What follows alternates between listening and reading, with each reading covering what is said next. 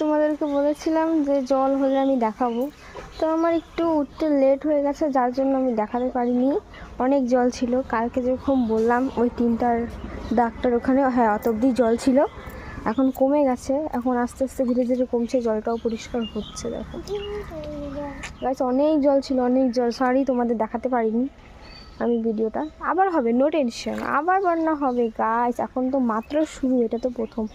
তোমাদেরকে আমি নিশ্চয়ই দেখাবো। এরকম জলের মধ্যে খেলছি। কিন্তু এখানে গাইস একটা ভালো জিনিস, এখানে ছোটো ছোটো কিন্তু অনেক মাছ পাওয়া যায়, অনেক মাছ। আমি একটু পরে চেষ্টা করবো তোমাদের দেখানোর, যদিও থাকে পাই তাহলে তোমাদেরকে দেখাবো, ঠিক আছে? দেখো গাইস, খুব মজা মজা।